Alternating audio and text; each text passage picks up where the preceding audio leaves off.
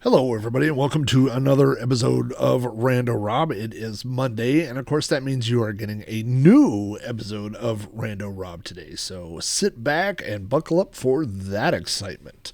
Of course, Tuesday through Friday, we are running old episodes of Rando Rob. That is the backlog of years worth of Rando Rob that I have recorded. Originally, they were for my patrons on Patreon, but now I am releasing them to you one at a time.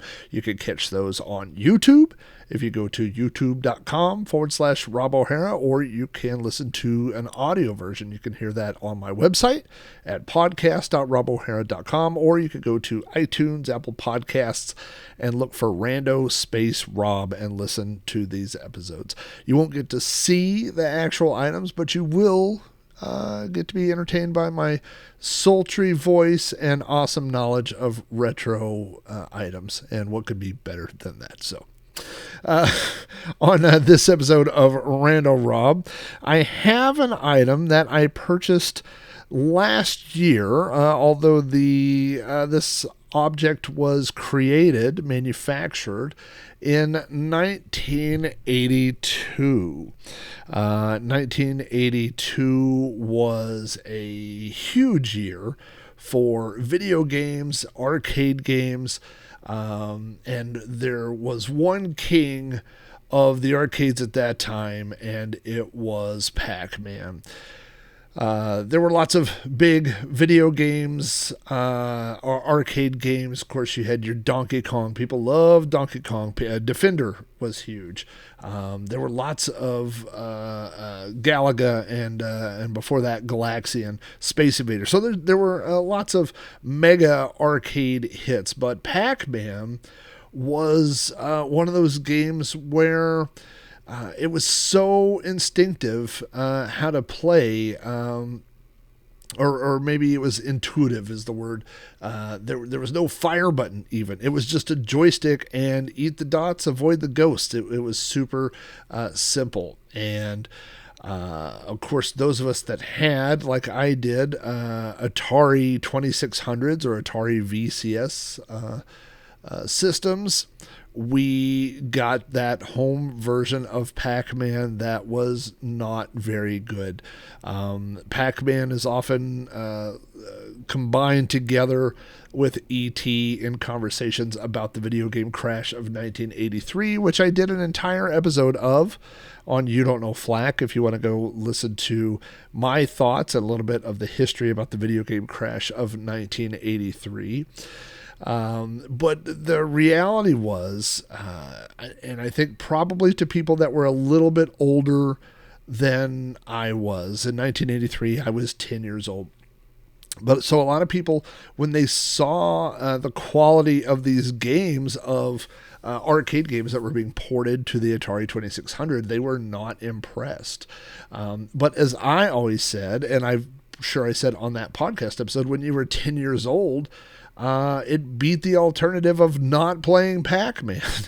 People talk about how horrible the Atari 2600 version of Pac-Man was, and compared to the arcade version, it is definitely inferior. But I don't hear a lot of people complaining about those LCD versions of Pac-Man, which were terrible, which were these LCD screens that you could barely see, that were dark and only updated once a second. Those were pretty bad, and handheld versions of Pac-Man, and there were plenty of bad versions of Pac-Man on home computers as well. So yes, the Atari 2600 version of Pac-Man was inferior to the arcade version, but it was not the only one. It was one of many. So today, of course, we have things like MAME, where we can play arcade games for free at home on our personal computer. But when you were 10 years old, I couldn't go to the arcade. There wasn't an arcade. We had a convenience store that was at the other side of my neighborhood, so it was a half a mile walk or bicycle ride, and then you had to cross a busy road. And they had usually 2 or 3 arcade games that rotated out over time. I definitely remember playing track and field there. Later on, I played Shinobi there. I'm pretty sure they had a Defender there.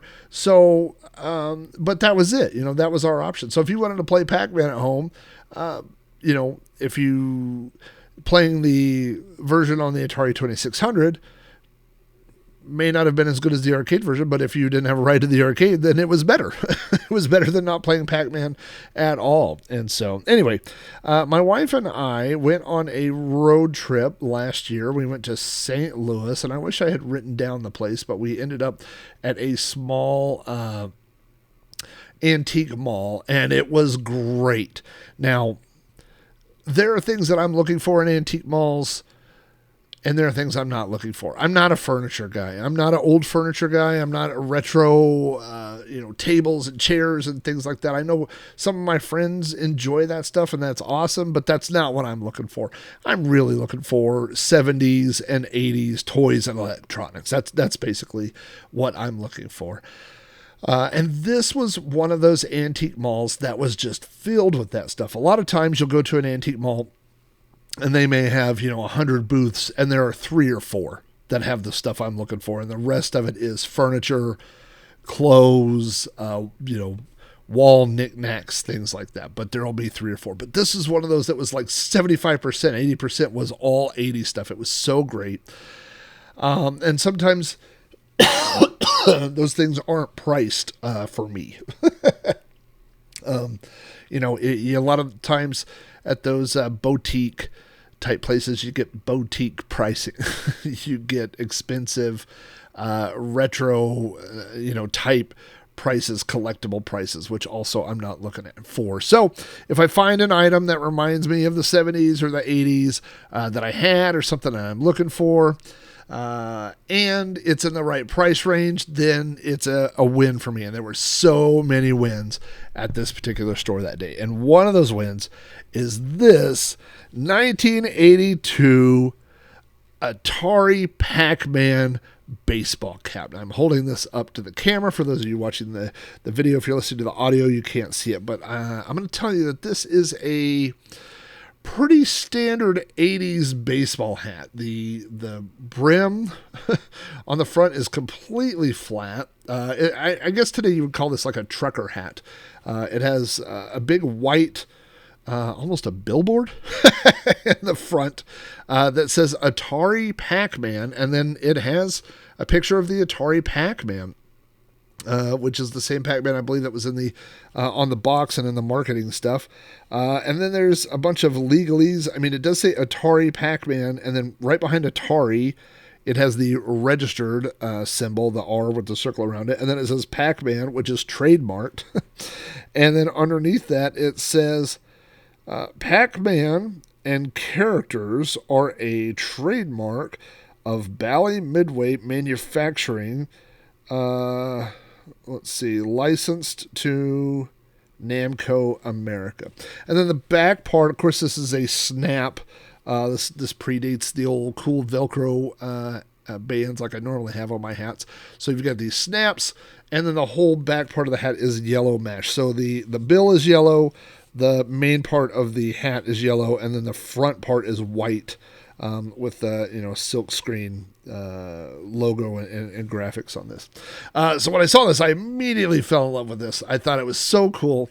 I love 80s video games. I love 80s arcade games. I love things like this, which is not a generic a knockoff Pac-Man hat or just something that says Pac-Man. I mean, this obviously says Atari Pac-Man, and it has the Atari 2600 Pac-Man. So that's the first thing that jumped out to me when I saw this, is that this wasn't, I think you could find lots and lots and lots. I have things, I think I've shown things on this show of drinking glasses and lunchboxes, but those things are all for the arcade version of Pac-Man. So it's very strange, unique, less common, let's say, to find something that is advertising the Atari 2600 version of Pac-Man. Now, I'll tell you something a bit more strange about this hat.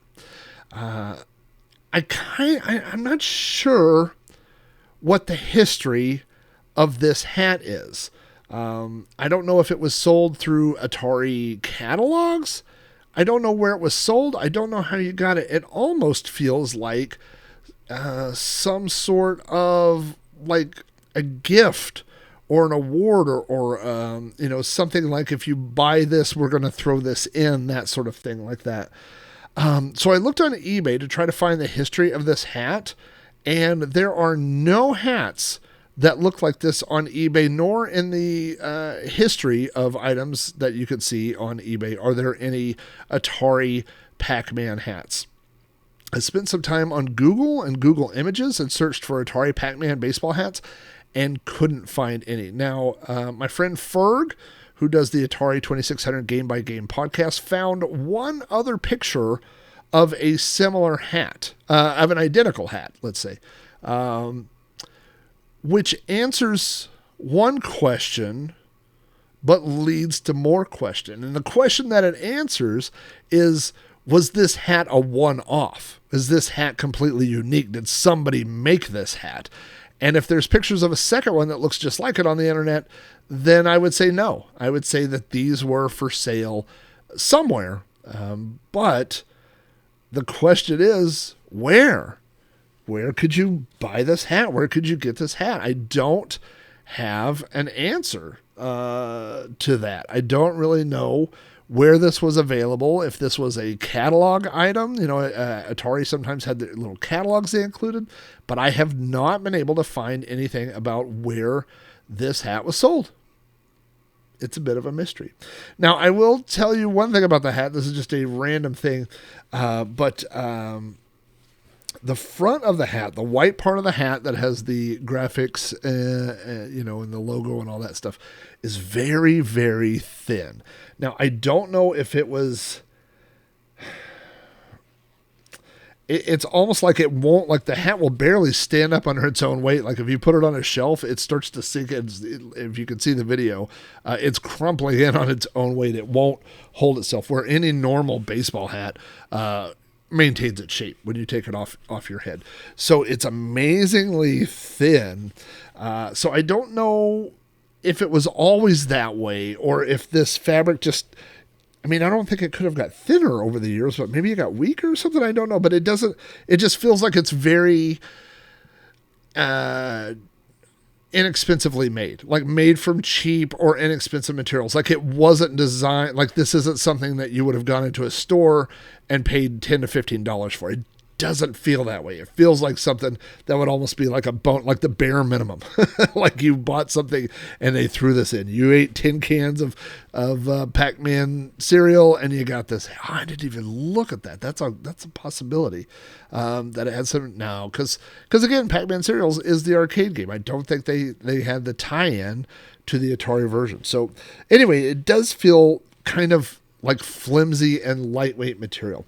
The other thing, and again, the people on the video can see this, and I'll hold this up closer, is that this hat has never been worn. Anybody that's owned a baseball hat, especially one where the front of it was white, knows that it's not going to stay white very long. If you wear it outdoors, you're going to get the elements on this, and more importantly, if you wear this for long on the inside where it's white, you would see sweat stains from your forehead. And as you can see on the inside of this, it's completely brand new on the front and the back. It's all completely white. There's no signs of bend in the brim. There's no, it just looks like, it literally looks like it's old stock from 1982. That somebody had this hat, never wore it, never did anything. Maybe they put it on a shelf, and then somehow it ended up in a antique mall in St. Louis, Missouri, and I ended up with it from there. I don't know that I would wear this hat for a couple of reasons. One, it's so new looking that I hate to wear it and wear it out just for no reason, so that's one reason why I don't know that I would wear it. Another reason why, I don't know why. Oh, well, I would say I really don't like yellow, which seems rude. Sorry if you're a fan of yellow. I mean, I don't like yellow clothes. I don't have any yellow shirts. I don't have any yellow shoes. So this is not really something that would go with the color palettes of black and gray and blue that I normally wear. So, maybe if I went to a gaming convention or a gaming thing like that, I might wear it. But who knows? I don't really see me. This is not less of a fashion statement and more of a shelf filler. Now I have a Lego head that's almost life size. That it's a storage tub container, and it looks like the head of a Lego guy. And so that's where this hat has been sitting. I do have it. It could go on McRib. It could go on Bobby Dazzler. Have you met Bobby Dazzler? If not, he may show up on a future episode of Rando Rob. So there's some different things around the house that could wear the hat, but most likely it won't be me. So anyway, I love 80s stuff. I love baseball hats. I'm almost always wearing a baseball hat. I love Pac-Man, and I love all those memories of 80s arcades and 80s Atari games and stuff like that. So, boy, does this check every single check box for me. And I think it was $10, which checks the final check box, which is I'm cheap, and I don't want to pay too much stuff for vintage and old retro collectibles. So I will put this over on the shelf. Thanks for tuning in to listen to me ramble about things that I own, parts of my collection. Again, if you want to hear the older episodes, you will hear those throughout the week, and we'll be getting new episodes every Monday. So thanks for checking out the latest episode of Rando Rob, and I will talk to you all soon.